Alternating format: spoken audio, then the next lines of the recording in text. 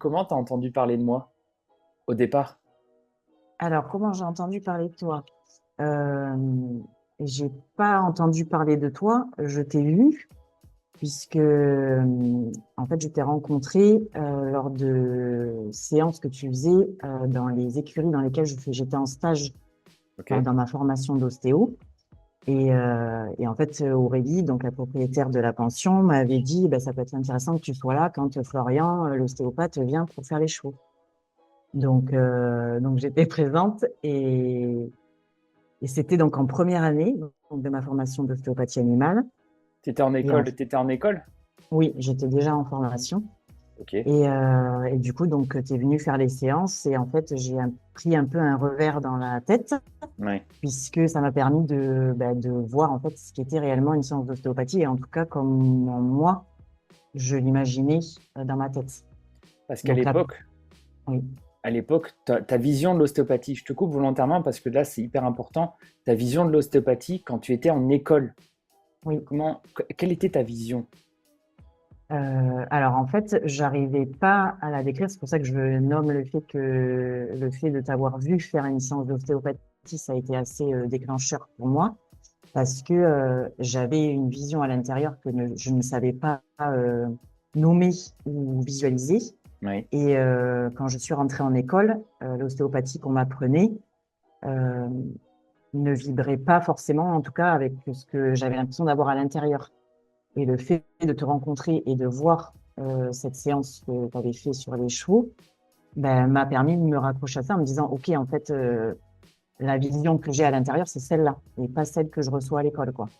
Ok. Déjà, il y avait quand Ok. même un parallèle déjà dès le début. Il y avait quand même un décalage entre ta vision, Mm. est-ce que tu peux être plus clair sur ta vision que ce qui t'a enseigné à l'école et ta Alors, vision toi? en fait, déjà, c'était plus les raisons pour lesquelles j'ai voulu commencer la formation, en fait. Oui, parce C'était que c'est une vraiment, reconversion, toi. oui. Donc, c'était vraiment être déjà de prendre en charge des animaux, de leur apporter du soin, du confort, du bien-être et de proposer un accompagnement à l'animal. Ok. Et en fait, quand je suis arrivée en école, alors effectivement, moi, c'est une reconversion, donc c'est une formation un peu aussi en accéléré. Mais quand je suis arrivée, en fait, j'ai eu plus le sentiment d'être axée euh, sur le corps et simplement le corps, même si c'est important, mais j'avais vraiment pour moi, la dissonance qui a été la plus marquante, en tout cas dans mon début de formation, c'était que j'avais l'impression qu'on ne s'axait que sur des manipulations, en fait, et pas sur moi, ce que j'avais l'impression, euh, dans le fait de vouloir faire ce métier pour accompagner et prendre l'animal de manière globale, en fait, et pas simplement juste un corps avec des articulations, etc., quoi. Ok. Voilà. Et donc, dans la vision de ta séance que toi, tu avais faite, c'était ce que j'avais retrouvé, cette globalité. Ok, tu parles du corps, mais en globalité, le corps, c'est complexe. Tu as parlé de Oui. manipulation, tu as parlé d'articulation. C'est ce qui était enseigné Mm. dans ton école? En fait, on se concentrait que sur les articulations? Mais après, effectivement, à cette époque-là, forcément, tu arrives en première année, bah, il faut que tu ingurgites tout ce qui est anatomie, tout ce qui est fonctionnement du corps à proprement parler. Oui, la science. Donc, voilà. Donc, il y avait peut-être aussi, moi, c'était pas du tout mon parcours de base. Donc, Ok. c'était quand même déjà assez perturbant, du coup, de revenir déjà de revenir tout simplement à l'école. Oui. Et en plus, d'avoir des choses très précises. Et Ok. ça faisait beaucoup de choses à ingurgiter. Donc, je pense qu'il y a, pour le coup, là, à ce moment-là, en tout cas, de la formation en première année, j'ai pas d'accusation particulière envers l'école, mais c'était que je pense que le cumul des deux, de cet enseignement hyper intense dès le départ en anatomie, nanana, et en plus, avec quand même euh, cette importance qu'ils mettent sur les manipulations, etc. Mais les deux cumulés, en tout cas, moi, ça a fait beaucoup et ça perdait le sens pour lequel j'étais venue en formation. Ok. Et du coup, comment ça s'est passé? Donc là, c'était en première année, à ce moment-là où on se rencontre pour la première fois. Ouais, Tu as vu une séance que j'ai faite, c'est-à-dire où je travaille en neuro-ostéo, quoi. C'est oui. en holistique et avec les Mm. émotions et l'ensemble du corps. Et la deuxième année, comment s'est passé? Comment s'est déroulé ton processus? Comment Alors, tu as cheminé? euh, Est-ce que tu as pu euh, voir l'évolution sur la deuxième année? Alors, c'est bête ou pas bête, je sais pas, mais la deuxième année, j'ai pas trop de souvenirs, si ce n'est que je pense qu'il y a eu une coupure effectivement entre ce moment de première année où j'arrive dans une formation où je me dis ok, bah, c'est peut-être pas moi ce que j'avais l'impression de venir apprendre. Ta rencontre, ok, en fait, si l'ostéopathie c'est bien ce que moi j'avais à l'intérieur, puisque lui il la pratique comme ça et que ça me vibre en fait. Ouais. Et puis après, en fait, bah, t'es lancé dans ta formation, donc tu continues, tu laisses les mois passer, bah, tu subis un petit peu, puis mais bon voilà, faut y aller quoi. Ok. Je m'engage dans un truc, tu vas jusqu'au bout. Donc, et puis je dirais que ouais, peut-être à partir de la deuxième année, vu que bah, je te croisais quand même pas mal de fois Hmm.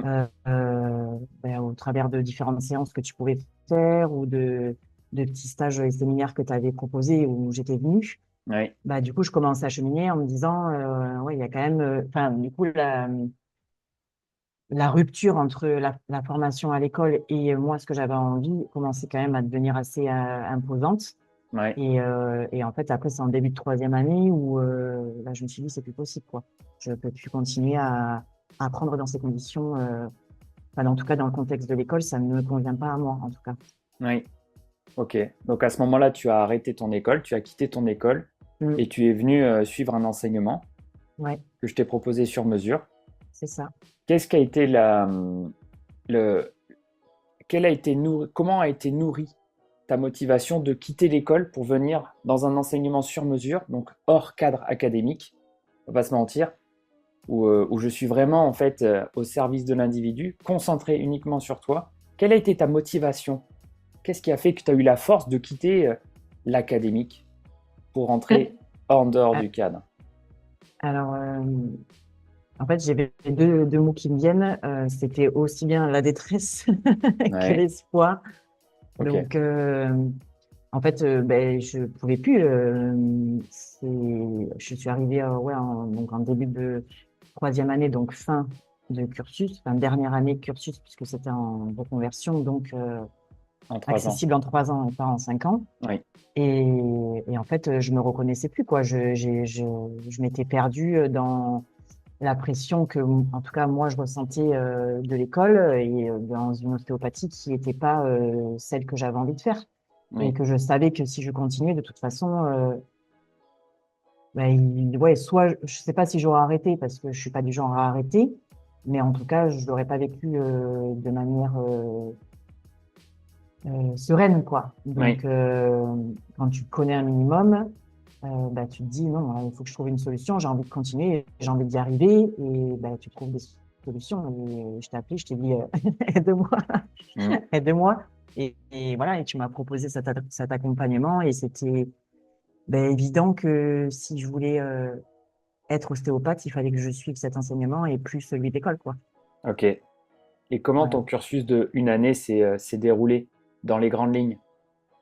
Tu veux dire en termes d'organisation? En termes d'organisation, bon, ça c'est propre à chaque individu, mais Ah, par comment quoi j'ai on est vécu? passé? Comment Ah, tu l'as vécu et par quoi on est j'ai- passé? Parce que alors, euh, comment, par quoi on est passé? On est passé par beaucoup de déconstruction oui. au Pourquoi? début.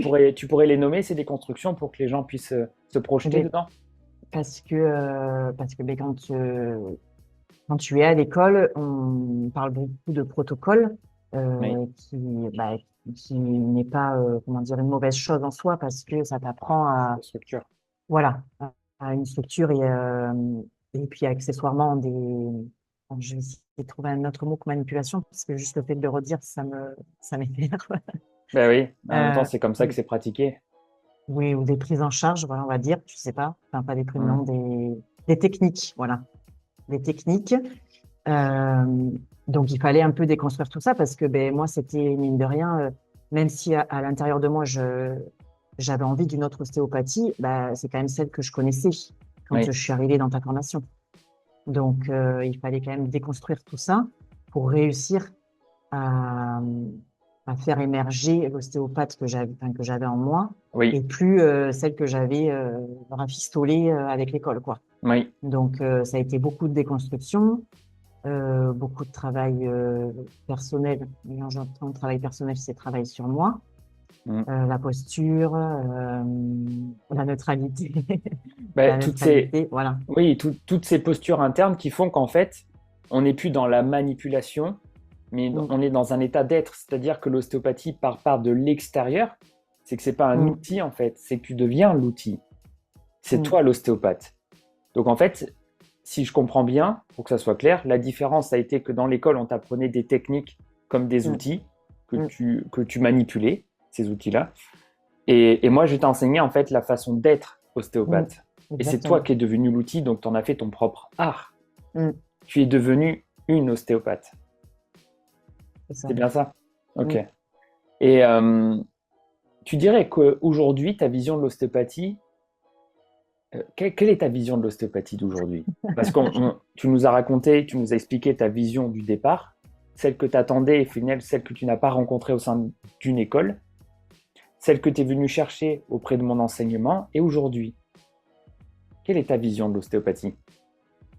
Comment a-t-elle évolué? C'est dur. Euh, comment elle a évolué? Euh, En fait, ma vision de l'ostéopathie, elle est, après, je suis un bébé ostéopathe, mais elle est déjà dans la recherche constante de l'origine, Mm. et d'où le fait que là, sur la fin de ta formation et après moi le début de mon lancement seul, j'ai eu besoin en fait de me rattacher en fait à l'origine de l'ostéopathie, donc à lire beaucoup les autobiographies, styles, Mm. etc. Parce que ben, j'avais besoin du coup de ben, comme en ostéopathie, en fait, on va chercher l'origine du problème. On va pas traiter des symptômes ou ce qu'on va voir peut-être en premier lieu. Oui, Euh, donc, en fait, pour moi, ça faisait le lien aussi de revenir à l'origine de pourquoi j'avais voulu faire ça, de comment l'ostéopathie elle est née, à quoi elle sert, etc. En fait, enfin, je dirais qu'aujourd'hui, ma vision de l'ostéopathie, euh, je la laisse émerger parce que je suis enfin euh, devenue celle que je voulais être. mm, Et donc, en fait, je laisse en gros un peu, j'ai cette image de la porte ouverte et de, bah, du coup, d'apprendre au fur et à mesure des séances et de laisser continuellement évoluer l'ostéopathie à travers les séances que je fais, quoi, en fait.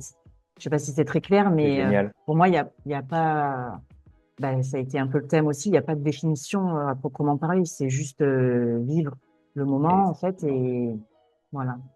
Donc, l'ostéopathie, enfin, je sais pas, en tout cas, le mot qui me viendrait aujourd'hui, c'est un peu l'origine, revenir à l'origine et puis Et oui, la laisser faire son travail et sa continuité aujourd'hui, quoi. exactement. C'est magnifique. Et Voilà. pour terminer, j'aimerais qu'on parle rapidement de l'examen vétérinaire qui est obligatoire pour exercer l'ostéopathie animale en France. Mm, Je t'ai préparé à cet examen que tu as mm, eu haut la main. mm. Et est-ce que tu pourras en dire quelques mots? Bah ça a été aussi une des raisons pour lesquelles j'ai choisi de faire la formation avec toi et plus en école, parce que j'avais vraiment besoin de me sentir prête et sereine à passer cet examen, qui était quand même un peu on va dire, enfin, comment dire, ben, l'épée de Damoclès que tu as sur la tête, quoi, parce que Mm, si t'as pas ça, ben, tu peux pas travailler légalement en France, donc c'était quand même le but de passer et de valider rapidement, en tout cas. oui. Euh, Comment ça s'est passé?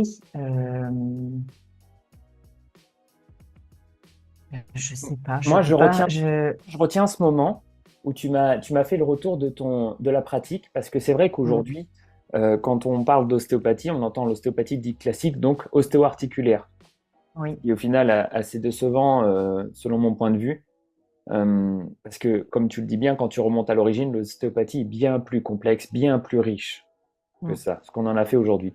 Donc à l'examen vétérinaire, c'est vrai qu'ils attendent une ostéopathie dite ostéo-articulaire, et avec une vision très vétérinaire. Mais au final, comment ouais, ça s'est déroulé l'examen? Juste, oui. Parce qu'alors après, tu vois, dans ce que tu dis, du coup, enfin, c'est pas la réalité. En fait, enfin, moi, en tout cas, je me dis, c'est peut-être ce qu'on a tendance à nous faire croire, que du coup, lors de cet examen, on va attendre ça. Et en fait, Exactement. moi, j'y suis vraiment allée en mode, bah, de toute façon, je ferai ce que je sais faire et dans tous les cas, ça sera certainement pas que d'ostéo-articulaire, ça c'est sûr. Oui, Et en fait, très agréablement surprise d'un jury hyper à l'écoute oui, et hyper ouvert du coup à d'autres techniques, que ce soit des fascias, le MRP, etc. exactement. Jamais j'aurais pensé que voilà, je puisse proposer une séance comme moi je l'entends et pas comme ce que j'avais eu l'impression qu'on allait me demander en tout cas. Oui, Et du coup, voilà, vraiment, j'ai été surprise parce que ça a été un vrai moment d'échange. oui, Et je me suis pas du tout sentie jugée ou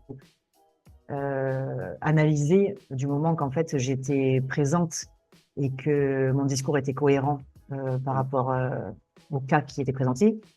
Voilà, ça s'est vraiment passé en tant qu'échange entre professionnels et du coup bien plus agréable que comment dire, les scénarios que je m'étais fait c'est de ça, et les cet scénarios qu'on examen. peut entendre, Oui, parce qu'on c'est en ça, entend quand même un grand paquet.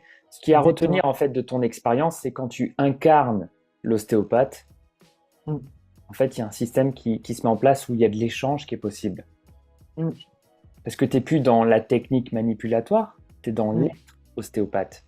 mm, Et du coup, tu te retrouves avec des gens qui, conscience de ça, t'accompagnent. mm, Donc, c'est plus un examen, c'est un échange, c'est un mm, partenariat au service d'eux. mm. C'est ça. Et ça, c'est extraordinaire. Mm. Ben écoute, merci beaucoup pour ton témoignage. Bien, voilà, avec plaisir.